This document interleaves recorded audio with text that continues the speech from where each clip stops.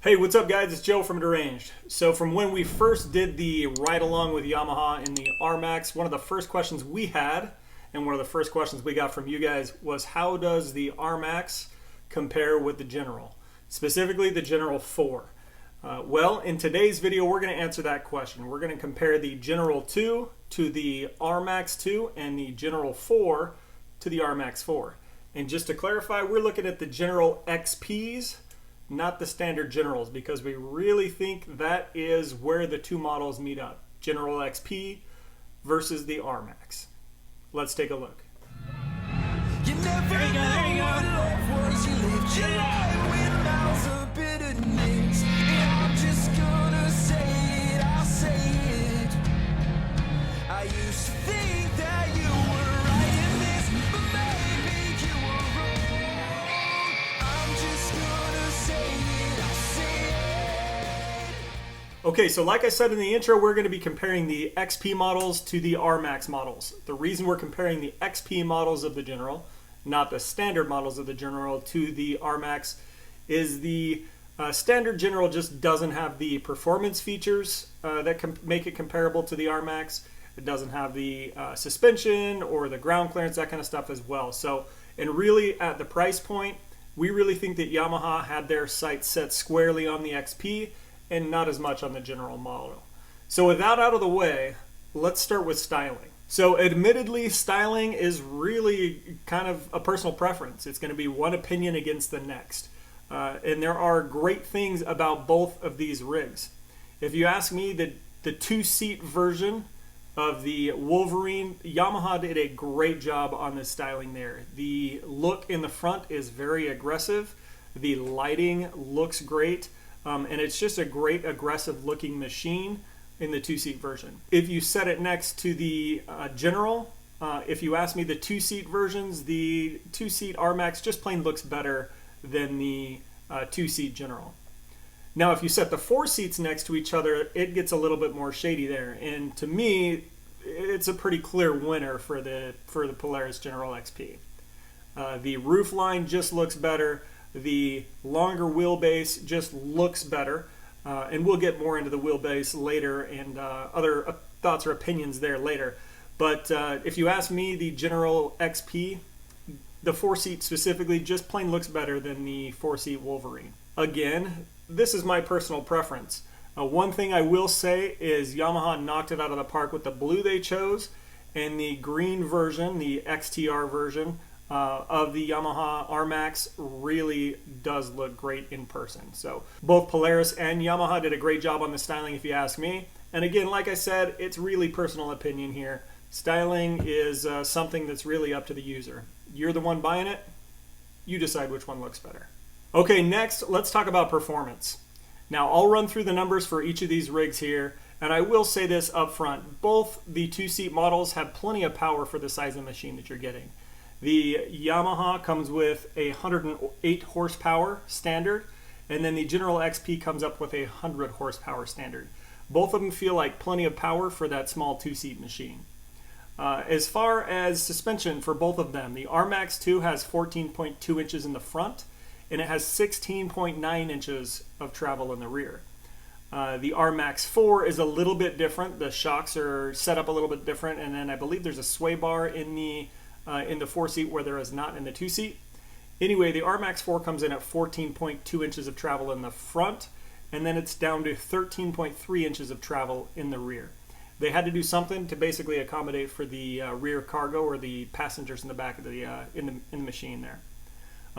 As for the General XP, the two-seat comes with 14 inches both front and rear, and the four-seat comes with 14 inches both front and rear as well. I'll put this in the performance features as well, and that is ground clearance. They're actually pretty close as far as ground clearance goes. The reason I leave ground clearance in performance is really if you're getting into rock crawling or going over any obstacles, you're going to need ground clearance, especially in the four-seaters. So that's why I think it's kind of more related to performance than anything else. You don't have ground clearance, you're not going to perform in the rocks. Unless you got some really good skid plates, I guess. So with that said, the RMAX 2 has 13.8 inches of ground clearance, and then the RMAX 4 has 13.4 inches of ground clearance. Okay, for the Polaris models, let's talk about their ground clearance. The 2-seat and 4-seat both come in at 13.5 inches of ground clearance. So roughly the same as the 4-seat version of the RMAX and a little bit less than the 2-seat version. Both, I would say, are capable as far as the amount of ground clearance that you have. Both would do better with a little bit bigger tires. While we're talking about performance, let's talk about what you can get done in each one of these machines as far as performance and, let's just say, fun. Like I said earlier, the RMAX and the General both have plenty of horsepower, if you ask me, for the machine that you're getting. Both you'll have plenty of fun on trails, both you'll have plenty of fun in the mountains, and both you'll be capable in the rocks. When you get to doing riding like in the dunes or places where you just need more power, or perhaps super high elevation places, you might be left wanting for a little bit more power. Just because when you get into dunes or when you get into places that have super high elevation, the more horsepower you have, the better the overall ride experience. But like I said, with both of them, you can have a great day on a trail, you can have a great day in the mountains, you can have a great day just about anywhere with both of these machines. They're going to go just about anywhere that your Polaris RZR will go, non-turbo, and they'll go about anywhere that your Can-Ams and your Honda Talons and other similar machines will go. Long story short, you can have a ton of fun in either one of these machines. Okay, let's talk about some of the standout features of both of these machines. And first, I'll talk about the Yamaha RMAX. The Yamaha RMAX comes with D modes, which to me, having experience driving it, the D modes really are an impactful kind of experience-changing feature that you have on the Yamaha. They come with crawl mode, which allows you to do rock crawling, have much slower kind of throttle response, and allows you to ease into the throttle better. It has the trail mode, which should be kind of your standard mode for most of the ride that you do, which is kind of right in the middle. And then it has sport mode. And sport mode gives you that instant throttle response. So if you want to whip around a corner, sport mode is going to get you there easy. The next standout feature for me for the RMAX is the suspension. So the suspension on the RMAX was done really well, especially in the 2-seater. In the 2-seat version, like I said, you get 14.2 inches of travel in the front, and you get 16.9 inches of travel in the rear. That allows you to go pretty darn quick through the whoops, or pretty darn quick through that rough and choppy stuff. And the suspension, because of all that travel and because of the shocks that you have on your rig, really help you to have a nice smooth ride. Overall, I came away extremely impressed with the ride in both versions of the RMAX. Another feature of their suspension is you have the option of IQS suspension. I said it in the review video, I'll repeat it again, and I will shout it from the rooftops. IQS is worth the money every time. IQS or live valve suspension. The reason why is it adjusts on the fly. We rode the IQS model first and then switched directly over to a non-IQS model. The riding we did was in Sand Hollow, which took us from some decent rocky trails into some dunes, into the rock crawling, back into some dunes, and then more trails. And there were multiple times where I would have liked to stop and get out and change my suspension settings on the models that did not have the live valve or IQS suspension. With the IQS suspension, didn't have to do anything. Well, the only thing I had to do anyway was hit a button on the dash. So if we're cruising along, coming out of the rocks, and we hit this nice fast section of trail, all I have to do is hit that switch, put it in soft mode or sport mode, whatever it is I need, and I can jam and have the right suspension for the right situation. So like I said, I'll shout it from the rooftops.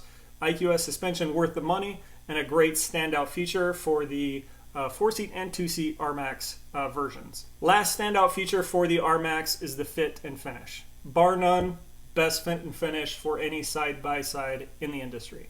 I haven't seen a Honda, I haven't seen a Kawasaki, I haven't seen a Polaris that can compare with the fit and finish on the RMAX.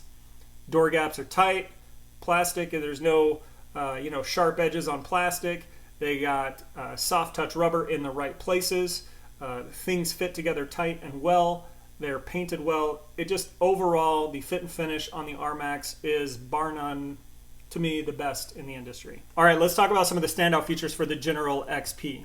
And there are plenty. The General XP is a great rig, and I think it's pretty widely acclaimed as one of the better rigs out there for an all-around machine. The first thing that stands out to me for the Polaris General XP is the comfort. So both front and back passengers, you have a great seating position. You have good seats from the factory that are nice and comfortable. You have consoles in places where you need consoles. And it's just overall a much more comfortable machine. I think this is where we kind of get away from comparing the RMAX 4 to the General 4 because they are just not on the same level as far as that goes. The wheelbase in the General allows you to do so much more for comfort that you can't do when you keep that short wheelbase that you have in the RMAX. So to me, the first standout feature, the one that stands out the most, is the comfort for 4 passengers. Both front and back, you have great full doors. You have great seats from the start. Overall, it's just a great, comfortable machine. And I think just about any General XP owner will tell you that. The next standout feature for me for the General XP as well is the suspension. They did a great job, they being Polaris, on the suspension for the General XP. It's got arched A-arms to give you that better ground clearance, and it's got a double wishbone suspension system that really performs well with the Walker Evans shocks. I think if you look around the web, you'll find plenty of people telling you how good the suspension is in the General XP. Again, these people probably aren't the ones that are hucking it over the dunes, but those who own them will tell you they are great rigs with great suspension. The next standout feature for me for the General XP is the dump bed. It's just plain out better executed than the RMAXs. Both the General models come with a dump bed that is usable and provides some great utility for those who are looking to get a little bit of work done, in addition to playing and having a little fun. And then the last standout feature for me is the styling specifically on the 4-seat model. The 4-seat model of the General XP in both of the paint schemes that are out there is just great. It's just a great looking rig. A lot can be done to kind of customize it, but the full doors and the roof that come on it just give it a great look from the factory. Okay, now for the bottom line, and I want to reiterate that we are talking about the RMAX XTR versions and comparing them to the General XP versions, not the base model General versions that you'll see out there, or the Wolverine from Yamaha. Let's look at the 2-seaters first. So in our opinion, the RMAX is just plain better. From the fit and finish, to the suspension, to the ground clearance, the belt warranty, and all those things combined, the RMAX just brings enough value to make it that much better than the Polaris XP. And while we do give the RMAX an edge in the 2-seat version, I don't think you can go wrong with either the General XP 2-seater or the RMAX 2-seater. Both are great rigs, both are going to provide you a ton of fun. Let's talk about the 4-seaters. So, like I've kind of been hinting at through this video, I really don't think the 4-seaters compare to each other fairly. So why do I say that? The reason why is both manufacturers are making 2 completely different bets. Polaris is betting that you'll appreciate the rear passenger comfort in combo with their performance and the other features that they have. And Yamaha is betting that you'll prefer the utility and the short wheelbase in combo with their performance and other features. So one is betting on a short wheelbase and utility, kind of leaning that direction, and one is leaning more fully into passenger comfort and utility as well. So to me, I don't think it's fair to compare the 4 seats just because they kind of are making 2 completely different bets there. So which model is better? Well, if I'm being honest, that's really up to you to decide. Where do you plan to ride? That's the biggest question you have to ask yourself when you're considering a machine. Where do you plan to ride, and who do you plan to bring with you? If you plan to bring 2 passengers in the back all the time, and we're talking a 4-seater, I don't think there's any other option when you're looking at these 2 machines side by side. The General XP is just plain more comfortable, especially when it comes to the rear. If we're talking about 2-seaters and you don't plan to have a bunch of people with you or extra people with you, I don't think there's any denying that the performance of and the fit and finish of the RMAX is just plain better, and you might want to lean that way.